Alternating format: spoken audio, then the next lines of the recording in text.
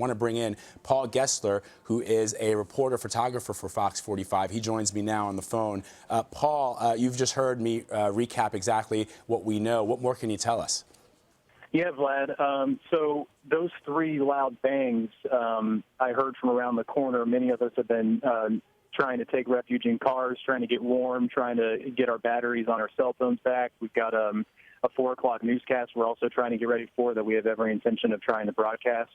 At about 1:15, many of us in the newsroom were working on our stories that day. As you know, in a newsroom, people are always running around, and usually a lot of people are out of the newsroom at that time. Today, we happen to have some news consulting training that many of us were getting to work early. Many of us were in the newsroom, whereas other times we would have been outside. So the newsroom was pretty full, a lot fuller than usual, when our security guard kind of quickly came in and told everyone, this isn't a drill. Everyone needs to go upstairs and evacuate through a side entrance. We have someone who's made some threats. He didn't go into much detail after that because I know Jay was juggling that situation. We all walked outside and we all smelled something burning, and that's when we saw a car on fire in the parking lot. To this hour, not many of us, no one really knows whose car that was, so there's some suspicion that might be the suspect's car. But the gas tank was on fire. It took about 15 minutes for firefighters to arrive. They quickly put it out, but then word started traveling that there was actually someone in the building.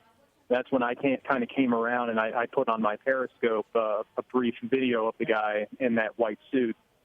And then at that point, a couple minutes later, police arrived and started pushing us farther and farther back.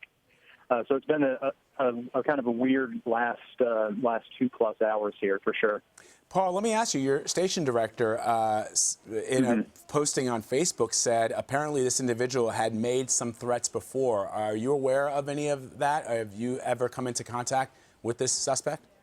Now, I suspect I might know who he's talking about. I hadn't heard that it was that person. We have had someone specifically who has made threats against the station, and his photo has been posted in some of the hallways.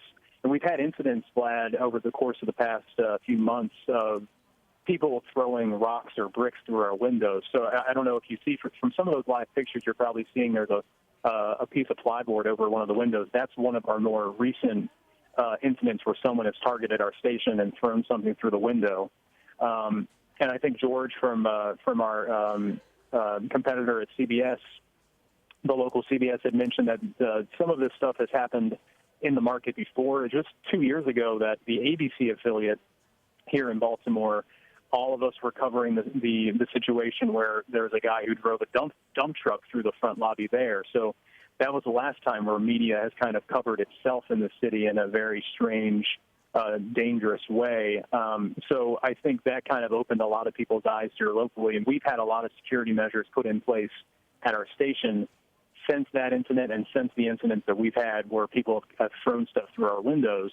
We've gotten our windows tinted. We've gotten protective screens or protective coating on them.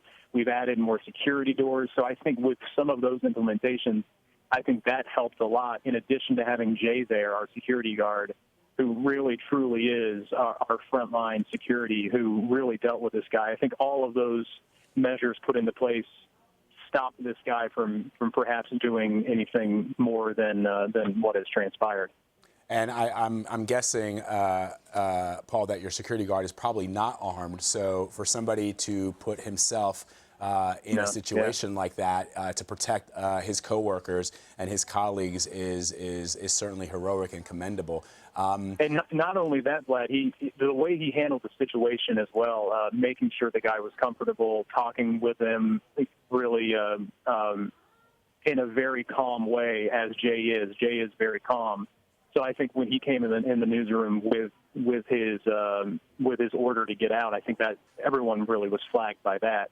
So I think Jay's to really be commended for his actions today, for sure. And Paul, when the station has been threatened, including some of your other colleagues at the other stations there, has it been in relation to a story that you're doing, or just because people are unhappy with the media in general?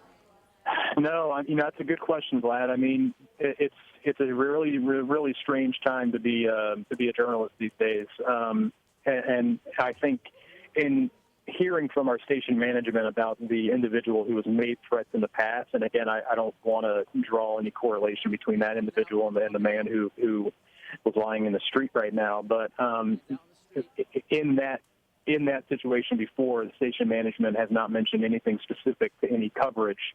It just happened to be threats were made. All right, Paul, you're absolutely right. It is a very turbulent time to be a reporter, and generally you hear these kinds of things, these threats, these attacks made against reporters in places outside of the United States. But the fact is that they happen here as well. They have happened in the past, and it is a real threat. It is a very real threat. And again, commend your security guard there. Jay, what is this, Jay? We just know him as Jay, Vlad. Okay. Yeah, that's great. But, you know, that sounds like somebody who really probably prevented this from being much worse than it is. Paul Gessler, who's a reporter at Fox 45 there in Baltimore. Paul, stay safe. Thank you very much for your reporting. We appreciate it. Sure. Thank you, Vlad.